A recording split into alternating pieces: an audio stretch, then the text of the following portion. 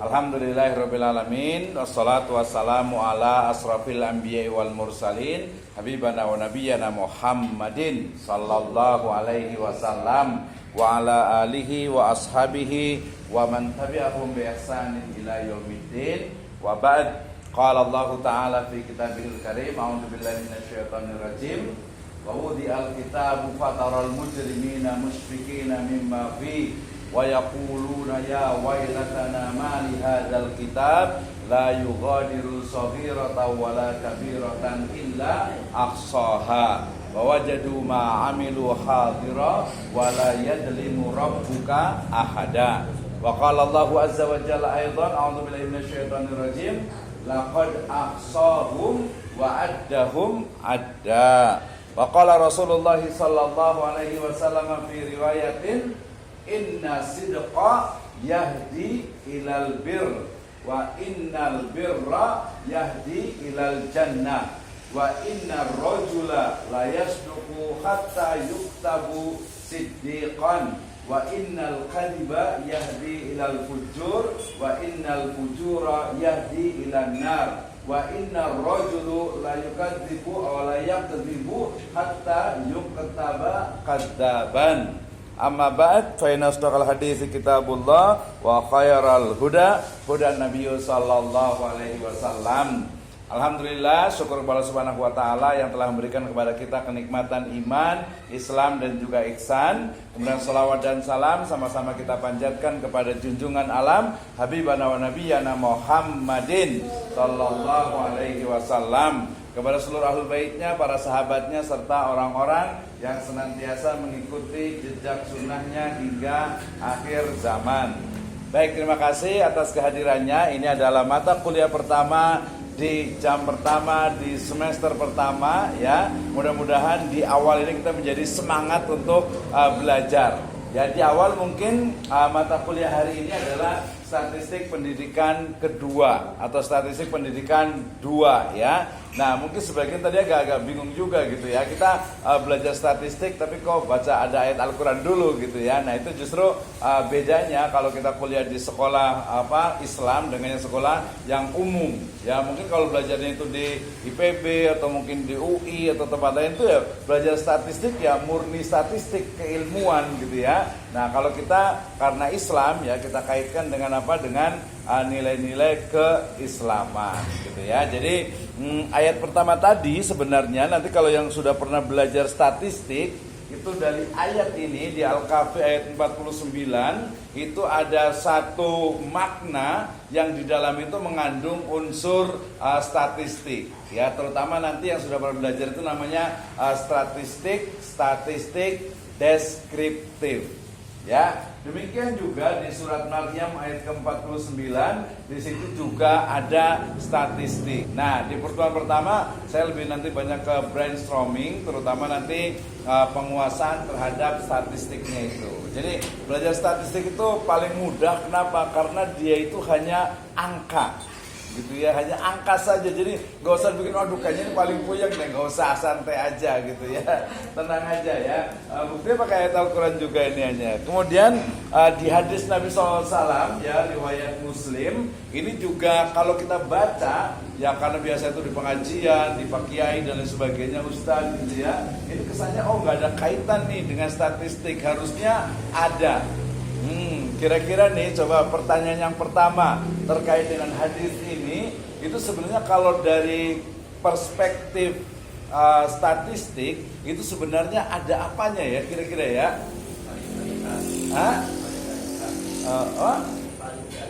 Apa itu? Validitas. Maksudnya validitas. Tapi kalau di sini justru validitasnya itu belum ada karena belum valid. Gitu ya, walaupun nanti sebenarnya ada hal yang ada kaitannya dengan istilah-istilah yang ada di statistik. Ya. Nah, nanti kita akan lihat sama-sama, masih rahasia dulu, mikir dulu aja gitu ya. Mikir dulu. Baik, mata kuliah kita adalah statistik pendidikan kedua, artinya ilmu statistik yang kemudian digunakan untuk ilmu pendidikan, khususnya nanti pendidikan agama Islam ya. Kenapa? Karena hampir ya 80-90% skripsi itu kalau di pendidikan itu menggunakan kuantitatif yang toolnya adalah statistik ya. Jadi kalau sudah masuk di pendidikan itu nggak perlu anti dengan statistik gitu ya, paling mudah gitu ya. Oke, kita tanya dulu di sini, ada nggak sih yang masih khawatir kalau belajar statistik? Coba angkat tangan. Iya, masih khawatir gitu ya. Ini khawatir nggak? Yang ini khawatirnya kenapa? Nah, itu namanya itu positive thinking atau positif itu negatif, maaf ya. Harusnya kita punya positif. Jadi jangan sampai kita muncul itu negatif mindset atau negatif thinking. Kalau kita udah bilang susah, ya udah susah, nggak bakalan bisa tuh. Ya, kalau kita bilang susah di otak kita udah susah, nggak bisa. Ya, tapi kalau kita bilang mudah, gampang, nah itu pasti akan gampang. Karena yang namanya statistik itu dia ya, itu sifatnya itu apa? Sifatnya itu angka dan pasti. Ya, angka dan pasti, dan zaman sekarang nggak perlu lagi harus bisa ngitung, harus bisa istilahnya itu pakai perkalian, udah nggak zaman. Ya, sekarang itu sudah pakai namanya, sudah tahu apa toolnya untuk statistik? Softwarenya apa? Pernah dengar? Ya, cendol. Ya, SPSS. Nanti saya kasih juga ada sekitar 400 MB. Nanti belajarnya nanti di YouTube. Ya, di YouTube saya juga ada. Nanti kalau di YouTube saya itu ada sekitar 10 video yang itu biasanya saya unlist gitu ya. Jadi sengaja ditutup karena memang tidak boleh untuk publik. Jadi kita hanya kirim linknya, nanti tinggal dilihat. Saya yakin yang masih muda-muda itu gampang banget belajar. Ya, karena saya pikir memang gampang juga sih, apalagi cuman S1 udahlah, merem juga bisa. Tenang aja gitu ya. Yang penting kita termasuk ya hari ini adalah pertemuan pertama, nanti kita akan buat kontrak perkuliahan kita ini inginnya adalah modelnya itu Student Center Learning. Pernah dengar?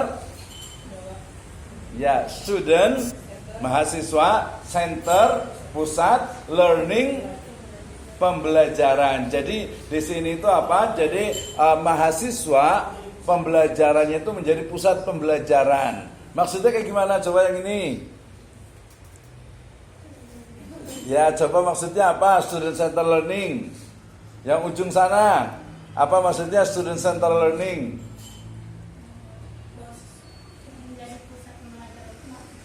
Ya, betul. Jadi yang belajar di sini siapa? Mahasiswa. Mahasiswa datang ke sini mau apa?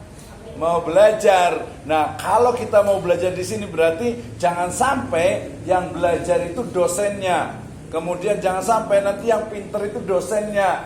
Ya, mahasiswanya malah nggak paham. Ya, sehingga Student Center Learning ini adalah pembelajaran di mana kita itu belajar, tapi mahasiswa yang difokuskan. Mahasiswa itu belum bisanya di mana, mahasiswa itu belum pahamnya itu di mana. Jadi bukan hanya menjelaskan gitu ya. Jadi bukan hanya nanti dosennya saja, bukan.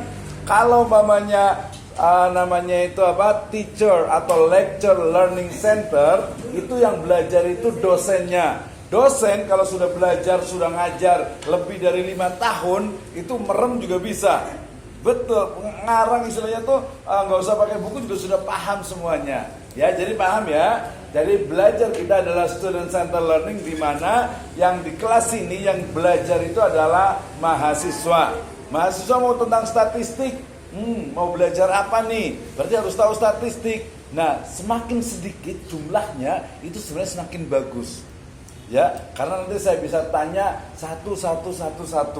Kenapa? Tadi yang belajar itu mahasiswa, yang di ujung sana dengan yang di ujung sana itu sama mahasiswa, sama bayar, sama belajar, dan sama harusnya minimal itu ada standarnya. Nah, seperti itu ya. Jadi semuanya kepada mahasiswa, itu yang pertama. Ya, ini masuk ke kontrak perkuliahan sebenarnya ya. Jadi mahasiswa itu sebagai pusat pembelajaran. Jadi yang belajar itu adalah mahasiswa, bukan dosen. Dosen sebagai apa? Udah tahu berarti nih, fasilitator berarti. Berarti agar mahasiswa itu bisa belajar, caranya bagaimana? Harus paham metode pembelajaran. Apalagi ini kan calon guru semuanya. Ya mungkin sebagian calon dosen. Jadi harus betul-betul dimanfaatkan ya kuliah S1-nya. Ya. Ya yang mau jadi guru siapa? Banyak bersemuanya nih. Yang mau jadi dosen? Ya lah, guru dengan dosen itu sebenarnya sama. Bedanya itu kalau dosen itu dia meneliti dan mengabdi. Kalau guru biasanya itu hanya mengajar saja. Ya, hanya mengajar, walaupun sebenarnya ada juga yang publikasinya juga. Oke, berarti karena student center learning, berarti yang belajar itu adalah mahasiswa. Dan dalam kurikulum itu ada namanya itu learning experience. Nah, pernah dengar nggak learning experience? Learning berarti apa? Pembelajaran. Experience beda, experience dengan eksperimen, so very different. Ya, beda lah. Experience apa sih? Iya, pengalaman belajar. Jadi yang namanya kuliah ini datang pagi-pagi, ya mungkin ada yang belum sarapan, kemudian ke kelas, kemudian ngikuti pembelajaran. Nah itu namanya pengalaman belajar. Oh mungkin ada yang bawa motor, tiba-tiba motornya itu mogok, bannya pecah, kempes. Itu pengalaman belajar, waktu mau belajar itu namanya pengalaman belajar. Tapi bukan hanya itu, pengalaman belajar itu adalah mahasiswa itu merasakan dia itu belajar. Berarti kita masuk ke kontrak yang kedua. Kira-kira agar mahasiswa itu paham, metodenya mau bagaimana? Nah, masuk ke metode pembelajaran. Kalau anak TK gampang. Anak TK itu datang, kemudian diajarkan ini baca doa, ini cara sholat, ini ilmu pengetahuan, mudah bisa. Ya, apalagi pakai musik, pakai lagu dan sebagainya. SD juga sama. SMP juga sudah ada peningkatan. SMA mereka itu sudah mulai bisa belajar sendiri. Dan mahasiswa harusnya itu sudah sampai 50% belajar sendiri, 50% itu bersama dosen. Oke, the big question, pertanyaan besarnya adalah bagaimana cara agar mahasiswa itu bisa merasakan pengalaman belajar. Gimana caranya nih? Biar saya benar-benar belajar, saya itu mahasiswa, mahasiswi gitu ya. Gimana caranya? Nah, masuk, silakan. Masuk minimal itu ada 3 metode belajar ya. 3 metode belajar. Coba cara untuk belajar kayak gimana sih? Cara biar belajar itu masuk, biar belajar itu bisa dipahami. Nah, metode pembelajaran atau metode mengajar kalau perspektifnya guru atau dosen. Oke, yang pertama adalah yang saya bilang kayak gini nih, cuap-cuap sampai berbusa mungkin gitu ya. Berarti pakai ceramah atau bahasa Inggrisnya adalah lecturing. Efektif nggak? Lecturing, ceramah, pemaparan efektif tidak? Efektif tidak? Efektif, tetapi ada jangka waktunya.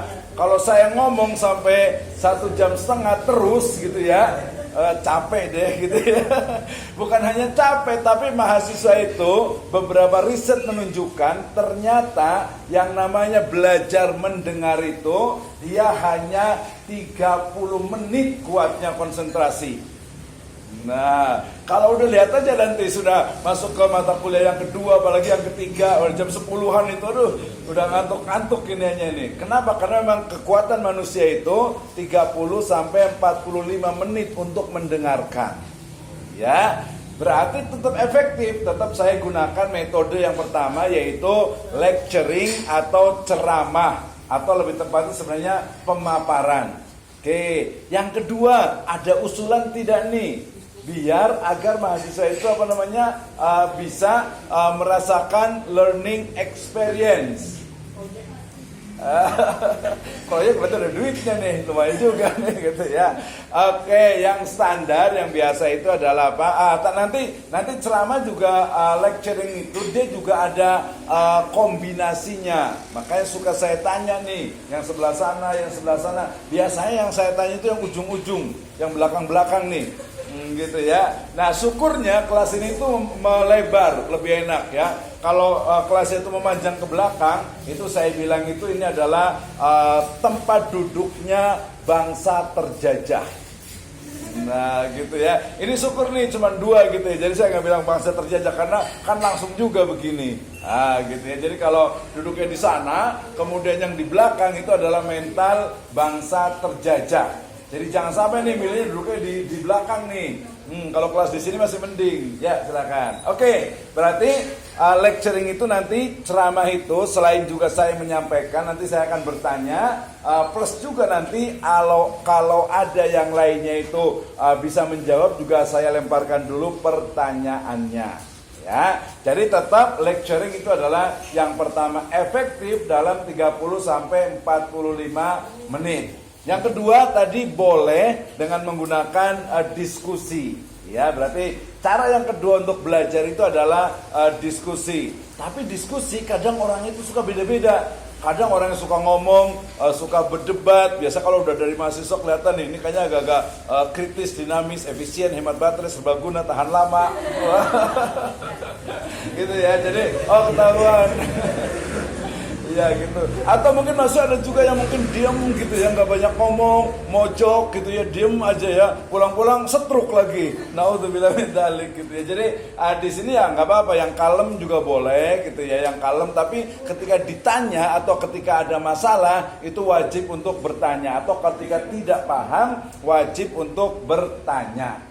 Gitu ya. Jadi jangan diem-diem aja gitu ya, jangan diem-diem saja. Oke, jadi diskusi itu juga bisa. Nah, diskusi ini biasanya yang paling menyebalkan itu biasanya presentasi atau mungkin maju ke depan. Ya, tanya jawab. Ya, saya yang tanya, siapa yang jawab gitu ya. Nanti biasanya dosen yang ditanya yang banyak gitu, tapi boleh juga. Tapi biasanya ditanya, kita jawab ke sini, tanya lagi ini, yang lain sebelah sana jawab lagi, baru nanti kembali ke dosen. Itu juga bagian dari metode. Oke, tapi yang saya maksud adalah cara belajar yang mungkin justru kita itu bisa merasakan untuk belajar. Ya, kita merasakan bahwa betul-betul ada manfaatnya. Apa itu? Ya, apa? Observasi, betul. Boleh observasi, bisa juga presentasi, bisa juga pakai metodenya seperti writing, atau mungkin juga speaking, tadi yang observasi atau visiting. Nah, jadi minimal itu ada 3. Jadi yang terakhir ini minimal 3 ini adalah kita ingin di sini tuh memberikan pengalaman belajar. Jadi bukan hanya mendengarkan, tetapi harus bisa menjadi seorang speaker. Ya, harus bisa juga nanti membuat PowerPoint-nya, kemudian juga harus bisa membuat juga untuk istilahnya pemaparannya. So, berarti nanti kita akan buat bisa grup atau sendiri-sendiri ya, tapi kayaknya karena agak banyak jadi grup minimal 2 orang.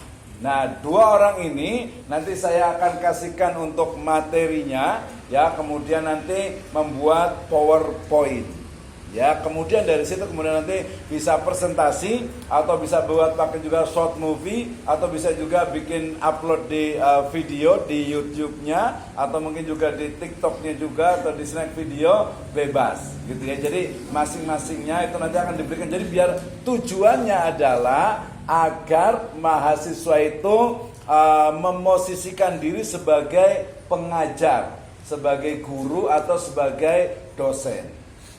Paham? Oke ya, jadi misalnya begini ya, ketika kita bicara tentang statistik misalnya ya, karena ini adalah pendidikan agama Islam, sekolah agama, itu sering sekali memang beberapa penelitian itu menggunakannya itu adalah kualitatif. Jadi kualitatif itu adalah penelitian yang tidak menggunakan angka untuk menganalisis. Ada angkanya, tapi untuk menganalisis, menganalisis apa ya? Menganalisis itu apa?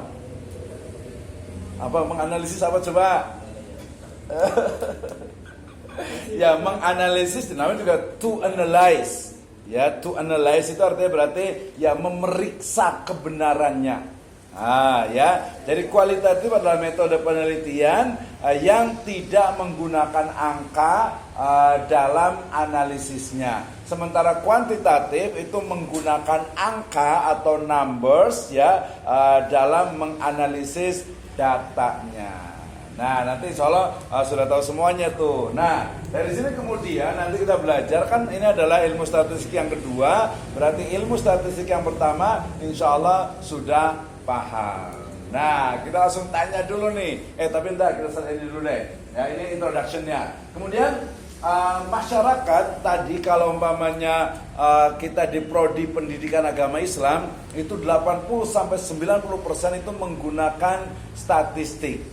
Sehingga kalau semester 5 masih belum paham bedanya, what difference between statistic and statistics.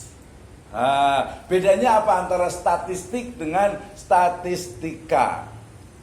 Ada yang tahu? Saya langsung kasih nilai A nih. Nggak usah kuliah lagi berarti ya. Ya, jadi harus paham dulu. Jadi bedanya statistik sama statistika. Kalau dalam bahasa Inggris itu statistik dengan statistics pakai S. Nah, karena semuanya udah pakai handphone, semuanya sudah pakai gadget, nanti boleh lihat semuanya di Google dan lain sebagainya, bebas. Ya, termasuk nanti ujian UTS juga jangan khawatir, kita close book tapi open Google.